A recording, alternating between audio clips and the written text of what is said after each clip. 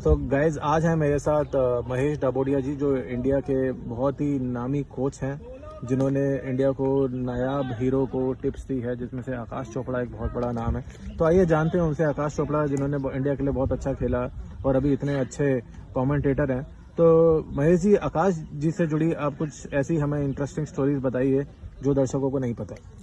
ऐसा है जी, मैंने सोनेट क्लब के लिए 9 साल पिच मेंटेन करी है, सुपरविजन करी है, बनाई भी है। तो उस दौरान मेरा आकाश चोपड़ा से मुलाकात होती रहती थी। मैंने आकाश चोपड़ा को 13 साल की उम्र में देवेंद्र शर्मा और आकाश चोपड़ा को झंडी हिलाते देखा है।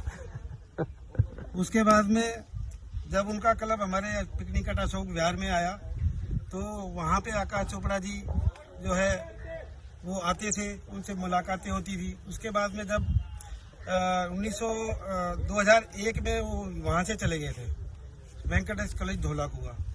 मेरे को वहाँ बुलाया गया था वहाँ की पिच मेंटेन करने के लिए। तो वहाँ पे शायद 2002 तो नहीं था, 2003 था शायद वो। तो एक दिन वो मेरे को मिल गए, पिच के ऊपर कॉर्नर पे मिल गए। तो मैंने उनको पूछा, चोपड़ा जी क्या बात है, आप इम्प्रूव नहीं कर पा रहे हो, क्या बात है? कह रहा जी मैं करता बहुत हूँ लेकिन मेरे से हो नहीं पा रहा, बड़ा परेशान हूँ। तो ये बात मैंने सुनी, मैंने उनको कहा मेरी बात मानोगे? तो चोपड़ा जी ने कहा कि हम तो आपकी सारी बात मानते हैं।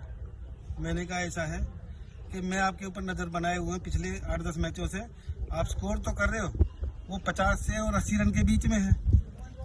और आपका सिलेक्शन इसलिए नहीं हो पा रहा है कि जब जहाँ सेलेक्टर बैठे होते हैं वो 3 फिगर्स को देखते हैं, डबल फिगर से उनका कोई मतलब नहीं है। कहते हैं हाँ बिल्कुल ठीक बात है।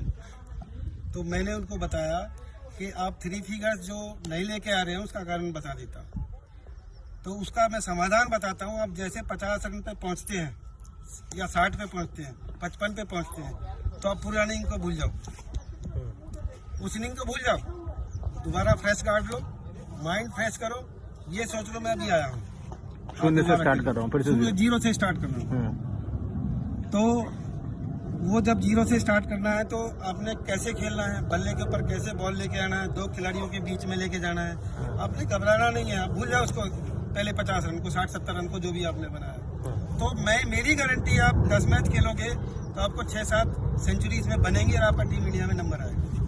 उन्होंने सही हुआ, मेरे से हाथ मिलाया, मेरे से कहा अंकल मैं आपकी बात पूरी मानता हूँ और आज के बाद मैं इसके ऊपर पूरा विचार करूँगा। उसके दौरान करीब 28 दिन के बाद में टीम इंडिया का दौरा लगा इंग्लैंड का, मतलब महीना के आसपास ही दौरा लगा। तो कैप्टन बन के गए थे, 2003 में ही गए थे।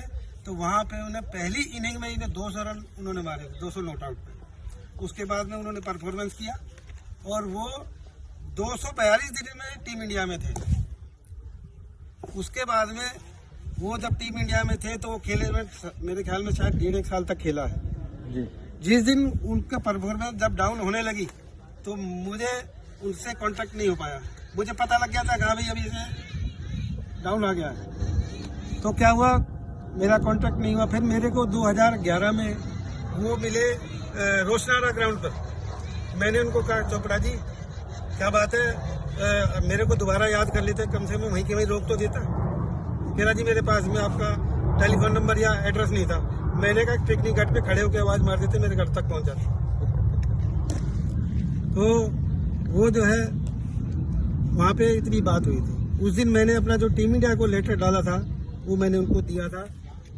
मेरी टेलीफोन पे भी बात हुई थी, एक बार इंस्टाग्राम पे हुई थी। उन्हें बहुत इज्जत करते हैं। तो बहुत अच्छा लगा आकाश चोपड़ा से जुड़ी बातें सुन के। आकाश चोपड़ा जी, जैसे आपने बताया कि बाद में स्ट्रगल कर रहे थे, तो आप उनके करियर को कैसे जज करेंगे? आप उनके करियर में आपको क्या लगता है वो क्या चेंजेस कर सकते थे कि वो और आगे खेल सकते थे? उसकी थोड़ा सा टाइम पे इम्प्रूवमेंट की जरूरत थी, क्योंकि जरूरी नहीं है क्रिकेट जो है वो मतलब कोई कोच उसको सिखा रहा है तो टेक्निकली सिखा रहा है। क्रिकेट में बहुत सारी बातें हैं जो हर चीज का ध्यान रखना पड़ता है, वो जरूरी नहीं टेक्निकली फेल है। कोई भी आदमी माइंडेड भी फेल हो सकता है, बाई बॉडी मैकेनिज्म उसका फेल हो सकता है और फिटनेस भी उसकी वीक हो सकती है।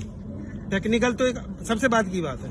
जो कोचेज सिर्फ टेक्निकल देखते हैं, बाकी चीजें शायद पता है या नहीं पता है।